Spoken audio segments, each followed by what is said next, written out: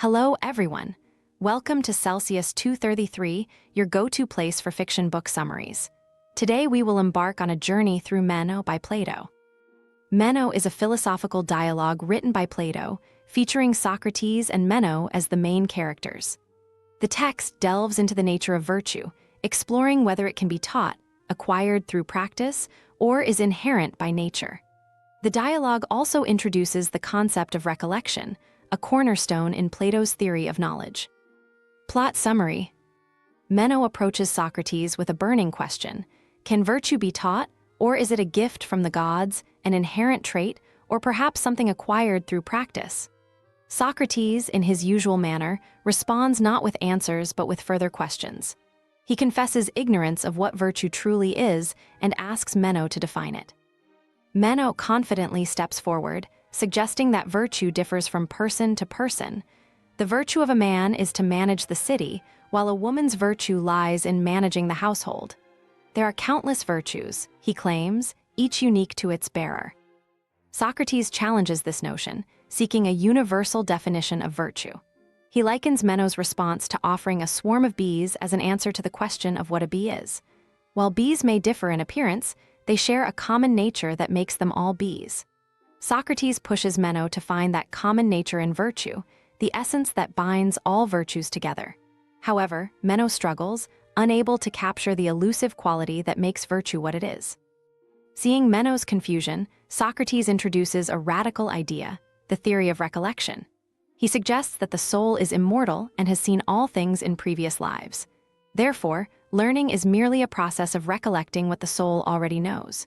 To illustrate this, Socrates summons one of Meno's slaves, a boy with no formal education in geometry. Through a series of carefully crafted questions, Socrates leads the boy to solve a complex geometric problem. The boy arrives at the solution not through instruction, but by recalling knowledge buried deep within his soul. This demonstration leaves Meno astonished and partially convinced that learning is a form of recollection. Despite this revelation, the original question about the nature of virtue remains unanswered. Meno still wants to know if virtue can be taught. Socrates proposes a hypothesis. If virtue is a kind of knowledge, then it should be teachable. If it is not knowledge, then teaching it might be impossible. They consider whether there are teachers of virtue. Anytus, an esteemed Athenian, joins the conversation at this point. He vehemently opposes the sophists, who claim to teach virtue for a fee, branding them as corrupters of youth.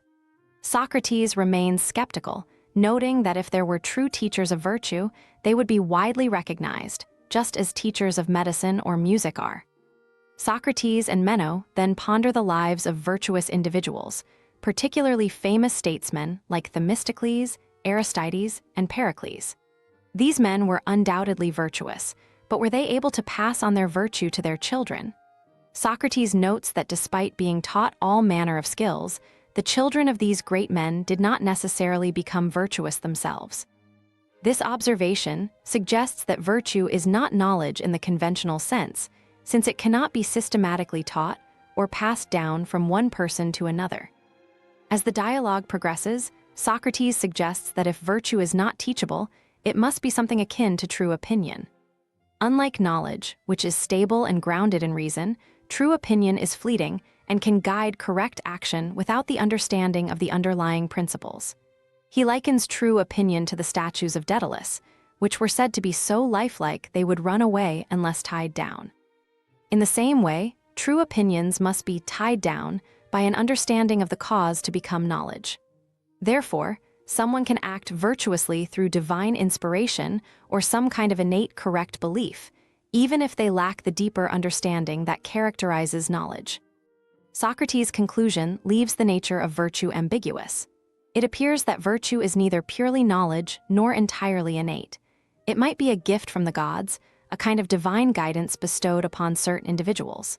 This divine gift explains why some people act virtuously without ever having been taught what virtue is. They possess true opinion, a kind of inner guidance that leads them to right action, but without the firm foundation of knowledge. Throughout the dialogue, Socrates maintains his stance that he does not know what virtue is, and it remains an open question. The discussion, though inconclusive, offers a profound exploration of human nature, knowledge, and the possibility of learning. In the end, Socrates and Meno agree that seeking to understand virtue is a worthwhile endeavor, even if the truth remains elusive. The quest for knowledge, they imply, is itself a kind of virtue, an act of the soul striving to remember the truths it once knew.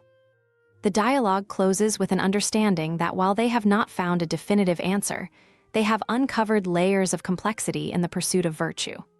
The journey itself, marked by questioning, doubt, and a deep yearning for truth, is what brings them closer to the essence of what it means to be virtuous.